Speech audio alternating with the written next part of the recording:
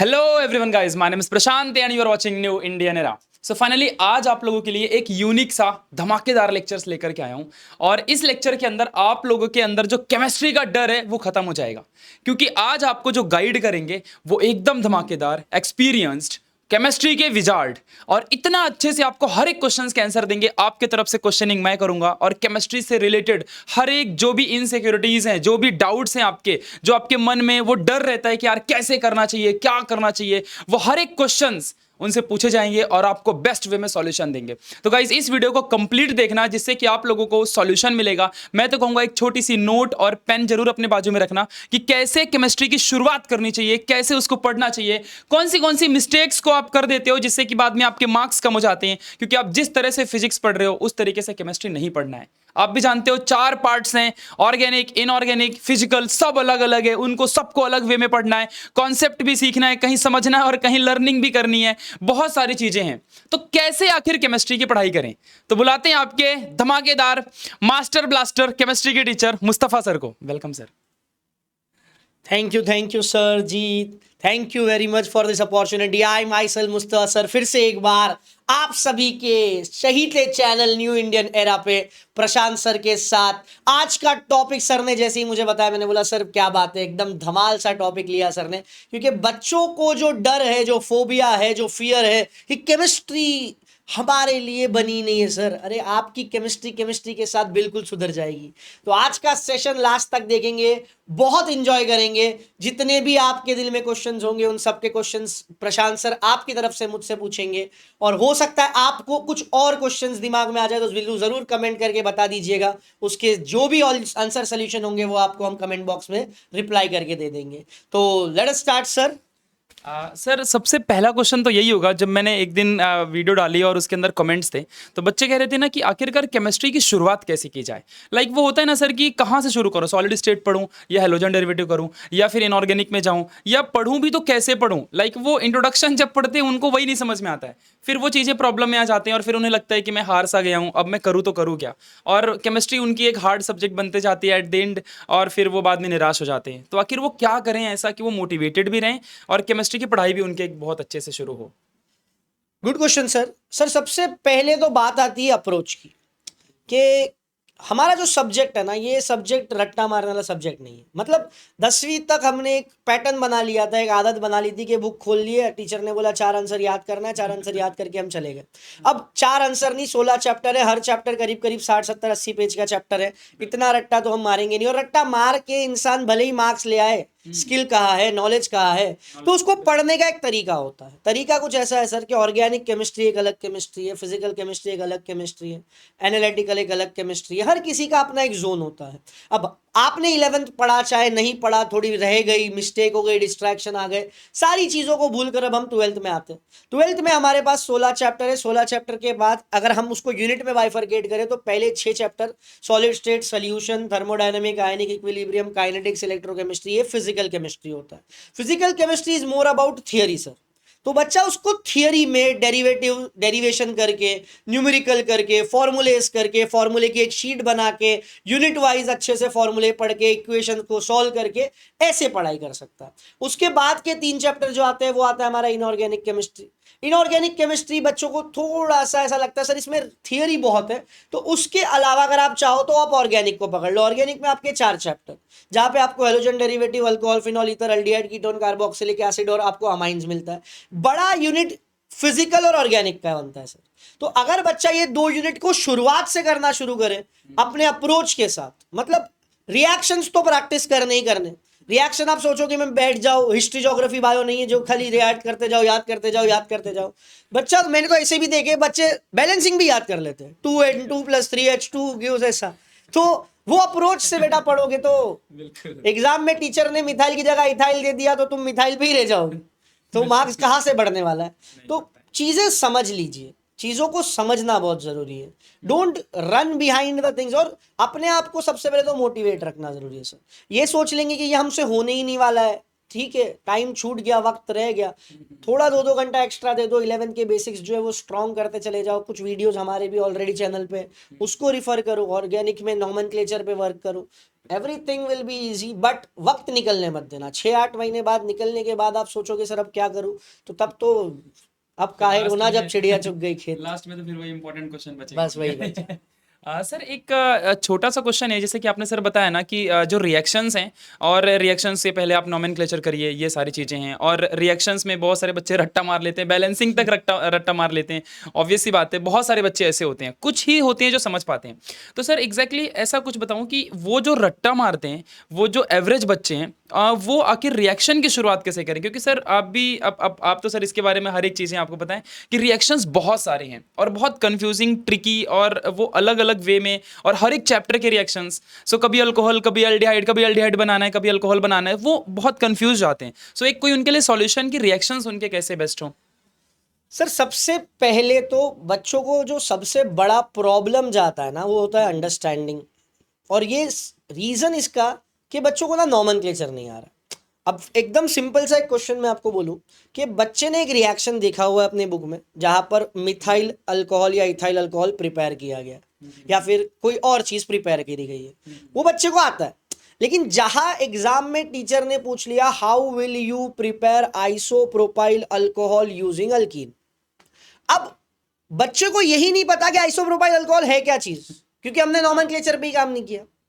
अब isopropyl alcohol पता नहीं है, अल्कीन क्या होता है, अल्कीन में डबल बॉन्ड होता है, सिंगल बॉन्ड होता है, ट्रिपल बॉन्ड होता है, इसकी जानकारी हमें नहीं है। तो यहां से ही सबसे मतलब एक बिल्डिंग खड़ी करने के लिए सबसे पहले हमारा फाउंडेशन स्ट्रांग चाहिए था, जो हमारा कब से कमजोर है। तो मेरा एडवाइस ऑर्गेनिक रिएक्शंस या ऑर्गेनिक केमिस्ट्री पढ़ने के लिए सबसे पहले ये रहेगा कि आप अपने नॉमेनक्लेचर पे वर्कआउट करिए बच्चा लोग बहुत अच्छे से। आईयूपीएससी तो करिए ही करिए, लेकिन उसके साथ कुछ कॉमन नेम जैसे सेक हो गया, आइसो हो गया, टर्ट हो गया, नियो हो गया, एन हो गया, ये सब वर्ड्स को भी समझ लीजिए। एग्जाम में अक्सर बार टीचर आपको कॉमन नेम से ट्रिक करता है। जैसे मैंने बोल दिया आइसोप्रोपाइल अल्कोहल, अब तुम्हें पता है कि प्रोपेन-टू-ऑल है वो, अब जो बच्चा पढ़ चुका है उसको पता है वो प्रोपेन-टू-ऑल है, लेकिन प्रोपेन-टू-ऑल तुमको याद था, तुमको ये पता नहीं था आइसो क्या है।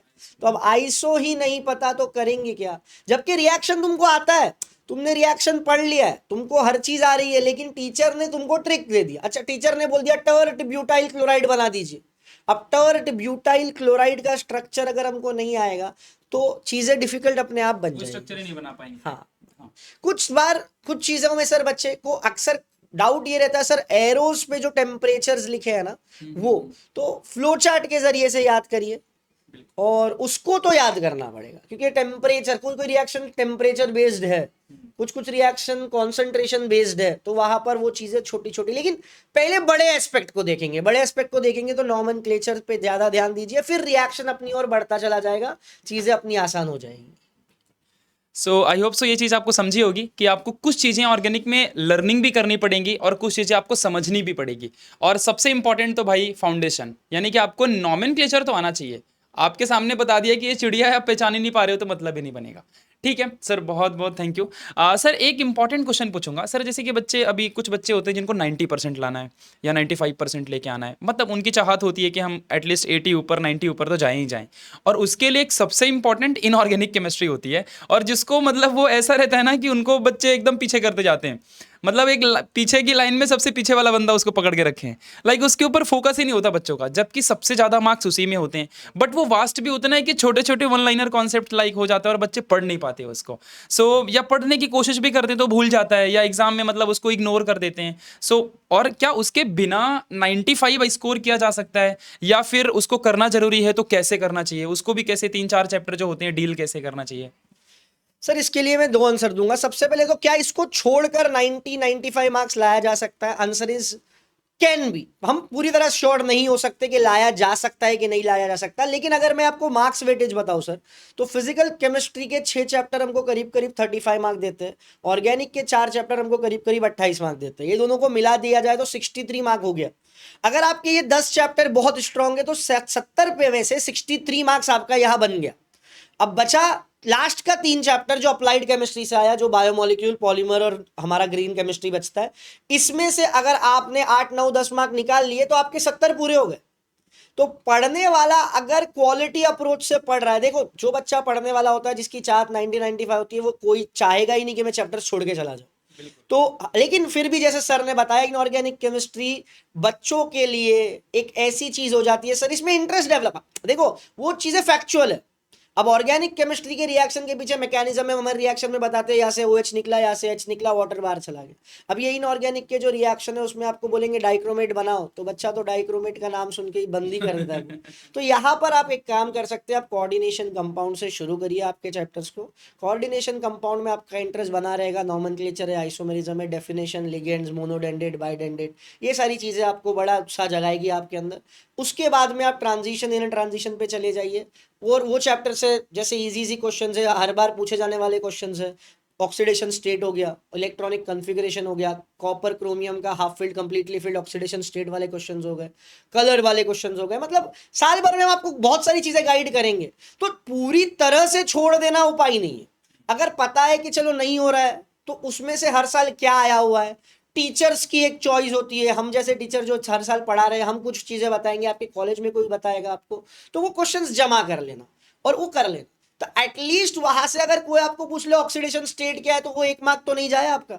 हाँ ठीक है, उसमें से कोई अगर आपको स्ट्रक्चर वाले बोल देता है या कोई ब्रीफ आंसर बोल देता है, तो उसमें आपको ऑप्शन है।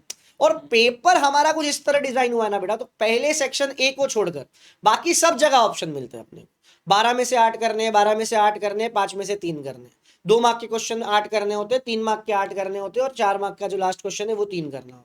खाली पहला जो है उसमें 10 MCQ और 7 वन लाइन। यहां पे अगर चीजें सही चली तो 95 is utmost possibility without denying anything, आराम से आएगा, don't worry.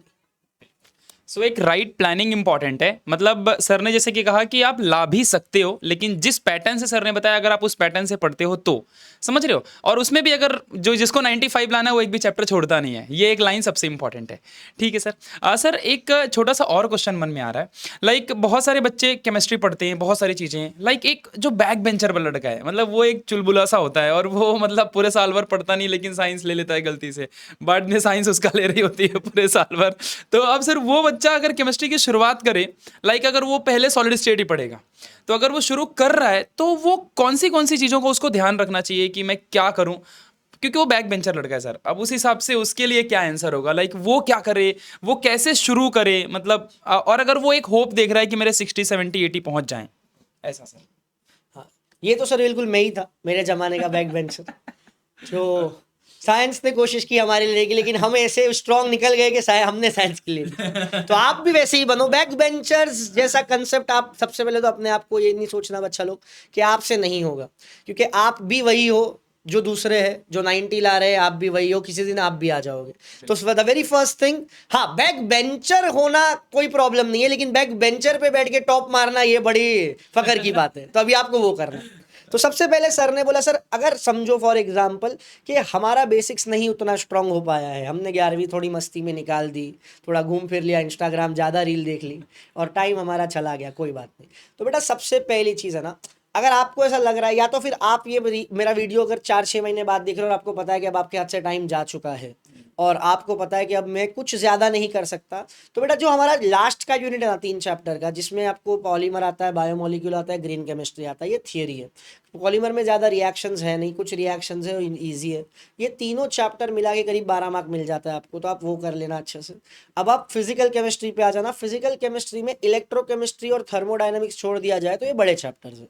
Kinetics, solid state, solution, आयनिक, ये 4 चैप्टर आसान है, इसके न्यूमेरिकल ईजी है, आप इसको अच्छे से कर सकते हो। छोटे छोटे डेरिवेशंस है, जैसे PHPOH इक्वल टू 14 वाला डेरिवेशन हो गया, KW का डेरिवेशन हो गया। मतलब ये कुछ एग्जाम में दे रहा हूँ, मतलब अभी इंपॉर्टेंट क्वेश्चन नहीं है, लेकिन चीज़ें आती है, ये इजी है, क्वेश्चंस इजी होते हैं, तो आप ये वाले पार्ट कर सकते हो। ऑर्गेनिक में घुसना, तो ऑर्गेनिक में अगर आप जाओगे तो हेलोजन डेरिवेटिव आप करिए, अल्डिहाइड कीटोन तक मत जाइए। अल्डिहाइड कीटोन को टाइम भी लगता है, aldehyde ketone requires a good knowledge of your content.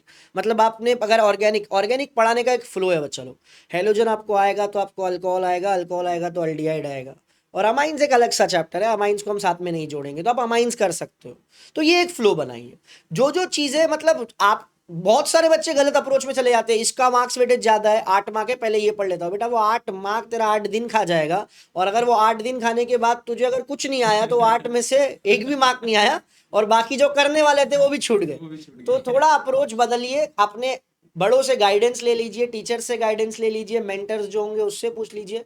दोस्तों लोगों से मत पूछना, दोस्त आपके साथ ही पढ़ रहे, उनको उतना नॉलेज नहीं है, वो क्या करेंगे, उनका एक कंफर्ट जोन होगा, वो पढ़ेंगे। आपके दोस्त को आप कॉल लगाओगे, तू क्या पढ़ रहा है, वो बोलेगा मैं हैलोजन डेरिवेटिव पढ़ रहा हूँ, मुझे ऑर्गेनिक पढ़ना है। अब तुमको ऑर्गेनिक में कुछ नहीं आ रहा है, तुम पढ़ने, वो एक दिन में खत्म कर लेगा, तुम 6 दिन लगा दो, अब वो 4 चैप्टर कर लेगा 6 दिन में, तो तुम क्या कर लोगे। तो अपने आप को किसी से कंपेयर मत करो, अपना स्ट्रेंथ और वीकनेस खुद देखो और उस पर वर्कआउट करो। सही बात है। लाइक अपने पे ध्यान दो, सबसे इंपॉर्टेंट चीज़ ये है, क्योंकि तुम्हें क्या आता है, दूसरों पे डिपेंडेंट मत रहो, अपने से बड़ों से पूछो, जो मेंटर्स हैं उनसे आप लोग क्वेश्चनिंग कर सकते हो, ये सबसे बहुत ही बढ़िया चीज़ है। सर एक छोटा सा एक और क्वेश्चन माइंड में आ रहा है, लाइक बच्चे सर जब केमिस्ट्री पढ़ना शुरू करते हैं या फिर एग्ज़ाम के एक दिन पहले जब पेपर लिखने जाते हैं, और फिर जब वो पेपर में लिख रहे होते हैं तो उनको ऐसे रिएक्शंस भूल जाते हैं, तो ऐसी कोई ट्रिक होती होगी कि जिसकी वजह से वो रिएक्शंस याद कर पाएँ, या फिर कुछ ऐसा होता होगा कि मतलब वो नहीं सारे, मतलब देखिए सर जिसको बहुत दिमाग है वो तो कर लेता है, वो एक वो कुछों का जेनेटिक्स होता है, कुछ हार्ड वर्क करते हैं, कुछ बन जाते हैं वैसे, लेकिन वो बच्चे जो स्ट्रगल कर रहे होते हैं, जिसने सपोज अगर 10th 11th 12th में थोड़ा इतना ना पढ़ा, लेकिन वो 12th में बहुत मेहनत कर रहा हो और वो एग्जाम में जा रहा है, उसको रिएक्शंस भूल गया, तो वो उसके लिए ऐसा क्या करे कि उसके भूले ना। लाइक प्रैक्टिस तो ठीक है कर सकता है, बट इतने सारी कंफ्यूजन है रिएक्शंस में, वो कैसे उन इतने सारे रिएक्शंस को एक साथ याद करे। सर इसके लिए एक छोटा सा जो मैं हर साल बच्चों को गाइड करता हूँ, बेटा हर चैप्टर पढ़ने के बाद ना, चैप्टर का एक फ्लो है, ऑर्गेनिक केमिस्ट्री की जैसे सर ने बात की, अगर आप देखोगे तो सबसे पहले उनका इंट्रोडक्शन आता है चैप्टर का। इंट्रोडक्शन में क्लासिफिकेशन हो गया अगर है तो, उसके बाद नॉमेनक्लेचर आता है, नॉमेनक्लेचर के बाद मेथड्स ऑफ प्रिपरेशन आता है, प्रिपरेशन के बाद फिजिकल प्रॉपर्टी और फिर केमिकल प्रॉपर्टी। अब रिएक्शन दो ही जोन से आ सकता है, या तो प्रिपरेशन करना है या तो केमिकल रिएक्शन करना है। चीज़ों में बच्चा बहुत कंफ्यूज रहता है। मैं अगर एक चीज़ आपको बोलूं, हाउ विल यू प्रिपेयर, तो ये चीज़ आपके दिमाग में सही से बैठनी चाहिए कि मैं प्रिपेयर कर रहा हूं, तो मेरे को जो प्रिपेयर करना है वो प्रोडक्ट साइड पे आएगा। मगर अगर क्वेश्चन बोल दिया how will you prepare ethyl chloride, तो इथाइल क्लोराइड मेरे प्रोडक्ट साइड पे, ये मेरे अंदर मुझे ये पता होना चाहिए। अच्छा मैंने अगर बोला, अच्छा एक क्वेश्चन को ही कंटिन्यू करते हैं, how will you prepare ethyl chloride from hydrochloric acid, ये क्वेश्चन है। तो बच्चा है ना क्वेश्चन समझता ही नहीं, वो क्या करता है, इथाइल क्लोराइड एक देखा, हाइड्रोक्लोरिक एसिड देखा, दोनों को ही प्लस कर लेता, जबकि वो करना ही नहीं है। अगर हम ये रिएक्शन देखें तो ये रिएक्शन में अपने प्रोडक्ट पे इथाइल क्लोराइड है, क्योंकि टीचर ने क्या बोला है, how will you prepare ethyl chloride, किससे बनाना है, HCl से बनाना है। तो आपके लिए एक फिल इन द ब्लैंक बच गया सिर्फ ये। तो अगर आपको पता है तो ये तुम्हारा अल्कोहल है। अच्छा अल्कोहल में भी अगर ये इथाइल बोला है टीचर ने, तो यहां पर अल्कोहल भी कौन सा आ गया, तुम्हारा इथाइल आ गया। तो ये तुम्हारा अप्रोच हुआ कि अंडरस्टैंड द क्वेश्चन। अब रिएक्शन इतने सारे हैं, याद कैसे करेंगे सर, प्रैक्टिस भी हो गया, तो एक फ्लो चार्ट बना, बेस्ट वे एक फ्लो चार्ट बनाइए। फ्लो चार्ट का एक मेथड दे देता हूं मैं, बीच में समझो ये है मेरा अल्काइल हैलाइड हेलो अल्केनिक मेरा चैप्टर है, यहां पर जितने भी तरह से हेलो अल्केन्स बन सकता है उन सब के मेथड्स लिख दो। हेलो अल्केन किस किस तरह, जैसे कि फ्रॉम अल्कोहल, तो अल्कोहल से शुरू किया आपने, अब अल्कोहल मतलब ROH, तो ROH पहले HX के साथ मिलेगा, RX दे सकता है, ROH PCl3 से मिलेगा, RX दे सकता है, ROH PCl5 से मिलेगा, RX दे सकता है। तो ये पूरा फ्लो चार्ट जब आपके पास रहेगा तो एग्जाम के एक दिन पहले आपको हर पेज पलट के नहीं देखना, एक पेज आपके सामने सारे रिएक्शन। अच्छा इस तरफ क्या लिखोगे, वो किससे रिएक्ट करता है, तो RX किस जिस चीजों से रिएक्ट करता है वो सब यहां लिख दो, हेलो अल्केन्स किस किस चीजों से रिएक्ट करके क्या क्या बनाता है वो इस तरफ लिखो। तो यहां पर पूरा प्रिपरेशन का चार्ट हो गया, यहां पे पूरा केमिकल रिएक्शन का चार्ट हो गया, इस पेज पे पूरे रिएक्शंस आ गए, खत्म हो गई बात। तो इस तरह से आपकी लास्ट मिनट स्टडी भी कंप्लीट हो जाती है। लाइक सर मैंने देखा तो यहाँ तक मुझे लग रहा है कि आपने एक ही बार में सारे रिएक्शन से बता दिए बच्चों को। सो ये आप बहुत ही बढ़िया मेथड है, आप इसको फॉलो कर सकते हो, क्योंकि सर ने बताया है और करीबन 10-15 सालों से सर सबको बता रहे हैं, तो आप समझ सकते हो कि यार इस चीज़ को आपको एकदम समझ लो, वो एक ऐसा अनब्रेकेबल सॉल्यूशन समझना है ना कि जो सबसे इंपॉर्टेंट आपके लिए होगा। अब आप सबके एक इंपॉर्टेंट क्वेश्चन पे आते हैं जो हर एक बच्चे के मन में होता है, लाइक सबसे ज़्यादा प्रॉब्लम कैलकुलेशन न्यूमेरिकल्स में होती है। तो सर एक फाइनल क्वेश्चन का ये होगा आपके सामने कि सर क्या बच्चा अगर न्यूमेरिकल छोड़ दे, एक भी न्यूमेरिकल ना करे, लाइक एक जिसको 95 जाना है वो तो उसको आना ही चाहिए न्यूमेरिकल, ऑब्वियस सी बात है, उसके बिना तो वो ना फिर एंट्रेंस दे पाएगा ना कुछ दे पाएगा। लेकिन अगर कोई हो कि चलिए क्या मैं बिना न्यूमेरिकल के भी ला सकता हूँ क्या 90, ऐसा पॉसिबिलिटी है कोई, या फिर बहुत सारे टीचर्स उसको रॉन्ग चीज़ें बता करके या मेंटरशिप दे करके वो बेचारा भ्रम में हो जाता है कि नहीं मैं सिर्फ इतने इतने थियरी कर लूंगा, ऑर्गेनिक में तो न्यूमेरिकल है ही नहीं और इस तरीके से मैं निकाल लूंगा 90। तो क्या सर न्यूमेरिकल को स्किप करके और बच्चा 90+ जा सकता है? बिल्कुल नहीं जा सकता सर, क्योंकि हमारा फिजिकल केमिस्ट्री अगर 35 मार्क का है तो लगभग लगभग मैं ये समझता हूँ कि 15 मार्क के हमको न्यूमेरिकल पेपर में होंगे, 12 से 15 मार्क। तो कर 15 मार्क का रिस्क, और क्यों छोड़ना है, सबसे पहली चीज तो ये आती है कि हमें क्यों छोड़ना है। न्यूमेरिकल तो एक ऐसी चीज है जो आपको मार्क्स बढ़ाने में काम आती है, क्योंकि पेपर का ओवरऑल ऑब्जर्वेशन ये है ना, बच्चा डरता है ऑर्गेनिक से। फिजिकल केमिस्ट्री में कुछ छोड़ने जैसा रखो ही मत, वो तो सब चीज। अगर मुझे फॉर एग्जाम्पल W का फॉर्मूला है W max equal to -2.303 T log to the base 10 of V2/V1, ये एक फॉर्मूला है, सारी वैल्यू क्वेश्चन में है, कुछ नहीं करना है तुमको, तो वैल्यू डाल के खाली लॉग करना है। बच्चा डरता न्यूमेरिकल से नहीं है, बच्चा डरता है लॉग कैलकुलेशन। उसके लिए 2 दिन निकालो, किसी के साथ बैठ जाओ, अपने बड़ों के साथ, नहीं तो फिर से हमारे पास वीडियोस है। डिजिटल जमाने में रह रहे हो, हमारे प्लेटफॉर्म पे इतने वीडियो मिलेंगे लॉग कैलकुलेशन के।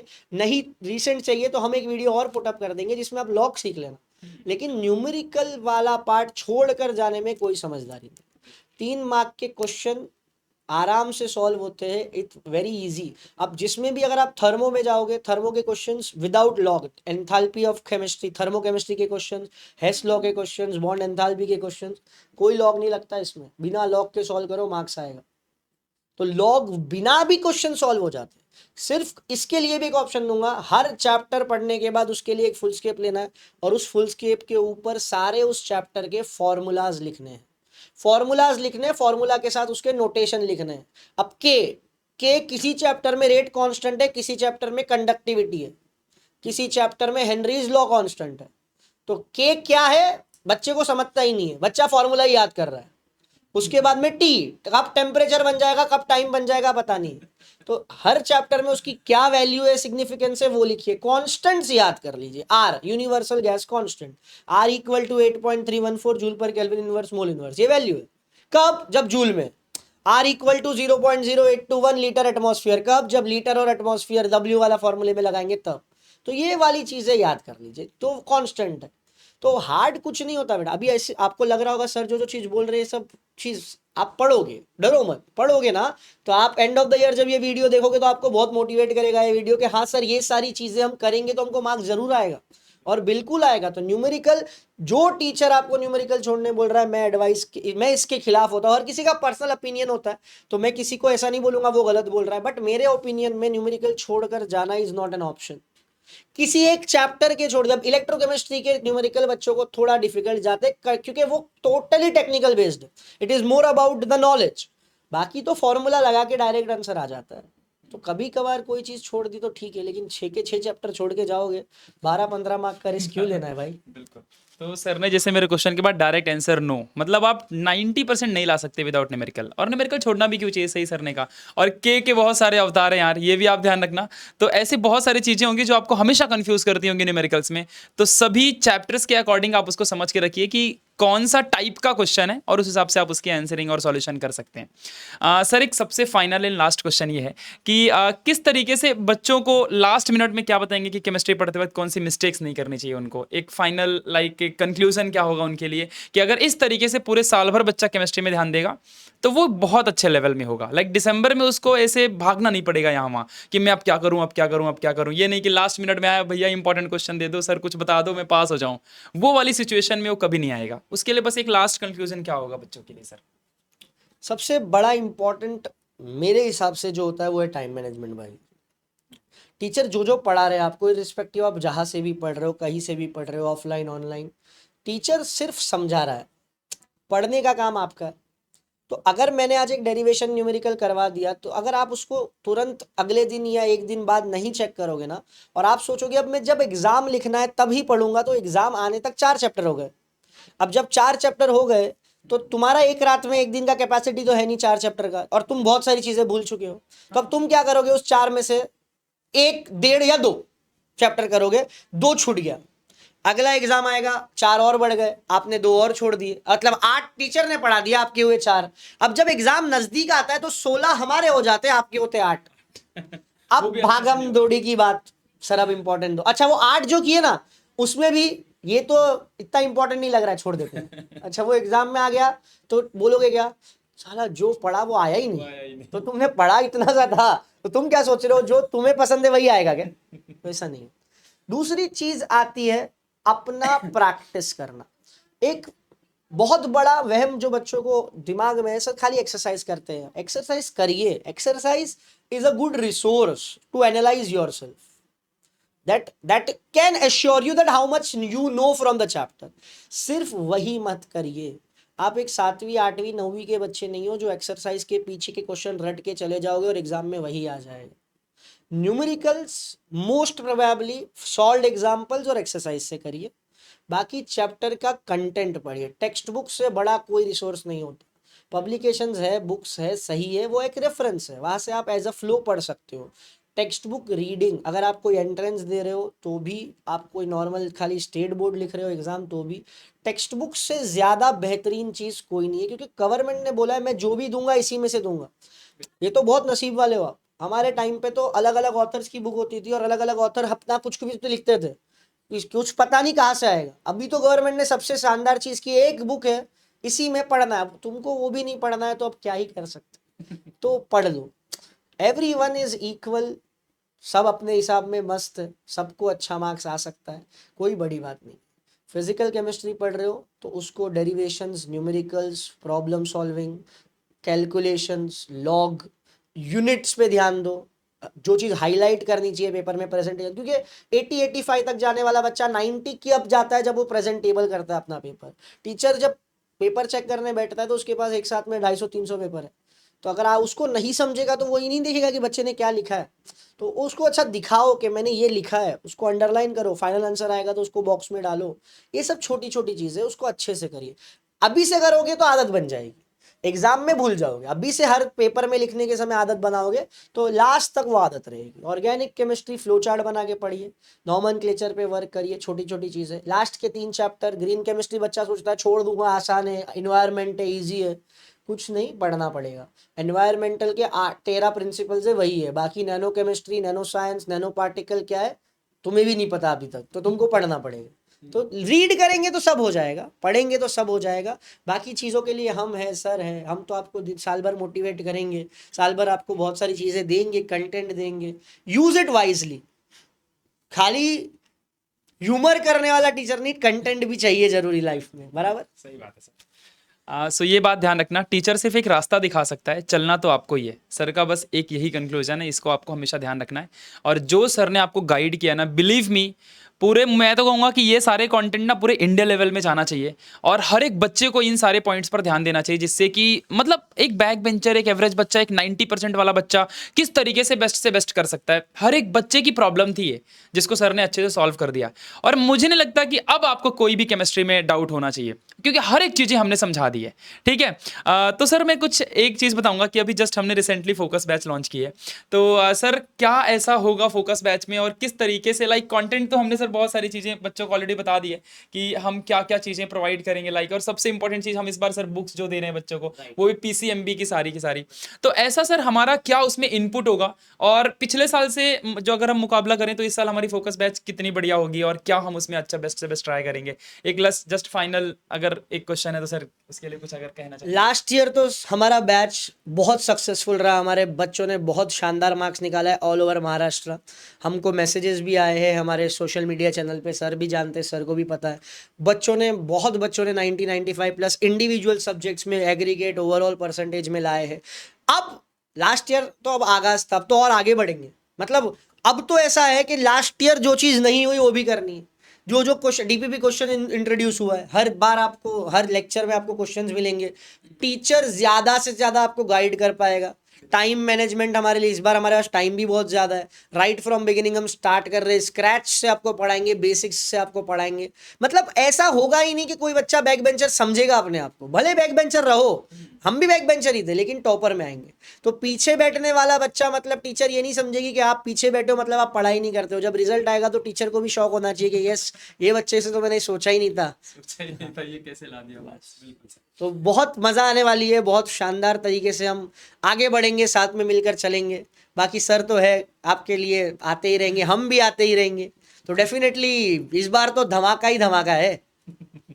Sir thank you so much, thanks a lot, आपने आज गाइड किया और बच्चों को और अपना थोड़ा सा टाइम दिया। Thank you so much sir, thank a lot sir, thanks a lot. So guys, आप सब जानते हो 20 जून से शुरू हो रही फोकस बैच आपकी। बढ़िया जाओ न्यू इंडियन एरा एप्लीकेशन के अंदर और डाउनलोड कर लो ऐप वगैरह, ठीक है। आप सब जानते ही हो, बाकी आपको बताने की जरूरत नहीं है। बढ़िया अच्छी धमाकेदार लॉन्चिंग हो चुकी है और सर ने आपको जिस तरीके से आज गाइड किया ना, बिलीव मी, बहुत ही मैं खुद इंस्पायर हो गया। लाइक बहुत सारी चीज़ें केमिस्ट्री के अंदर, हमें बहुत सारी चीज़ों पे फोकस करना चाहिए और पूरे इंडिया लेवल में ये कंटेंट जाना ही चाहिए गाइस, क्योंकि हर एक बच्चे की नीड है ये। हर एक बच्चे को ये सारी चीज़ें समझ में आनी चाहिए, बिलीव मी। आप समझ रहे हो क्या कह रहा हूं मैं? ये चीज़ें आपको थोड़ी ध्यान रखनी पड़ेगी। तो गाइस, फोकस 2.0 बैच क्लास 12 के साइंस के बच्चों के लिए है, जो पूरे साल भर चलेगी। 20 तारीख से पढ़ाना हम उसके अंदर शुरू करेंगे और जिसमें आपके प्यारे मुस्तफ़ा सर पढ़ाएंगे organic chemistry, complete organic chemistry. ध्यान रखना इस चीज़ को, और बहुत ही बढ़िया तरीके से आपको उसमें समझाएंगे। आप एकदम फैन हो जाओगे यार। बाकी सारे बच्चे जानते हैं, आप अपने सीनियर से पूछ सकते हो। बढ़िया धमाकेदार तरीके से आपको पढ़ाई जाएंगी चीज़ें। सो 20 जून से शुरू हो रही है हमारी फोकस 2.0 बैच। जाओ फटाफट ज्वाइन कर लो, लिंक डिस्क्रिप्शन बॉक्स में आपको मिल जाएगी और आप एप्लीकेशन को भी डाउनलोड कर सकते हो। इस बार तो आपके घर में बुक भी पहुंचाई जाएगी, फिजिक्स, केमिस्ट्री, मैथ्स, बायोलॉजी की, और बायो की बुक तो एकदम मस्त शानदार होगी। आप देखोगे तो एकदम फैन हो जाओगे, है ना guys. So thank you so much for watching this session. और फाइनली बहुत ही अच्छा लगा। आप लोग के कुछ और भी अगर डाउट्स हो तो डेफिनेटली हम लोग कभी और उसको जरूर कवर करेंगे। प्लीज कमेंट करना। और अगर ये वीडियो आपको वर्थ इट लगी हो, आपको इससे कुछ ना कुछ सीखने मिला हो, कुछ ना कुछ क्या बहुत सारा भंडार आपको नॉलेज का मिला है, तो अपने सारे दोस्तों में इसको शेयर जरूर करना और एक लाइक करना। और Mustafa sir OP in the chat ये जरूर लिख देना कमेंट बॉक्स में। एक हार्ट सर के लिए तो बनता है। ठीक है guys, thank you so much, thanks a lot, bye bye, take care.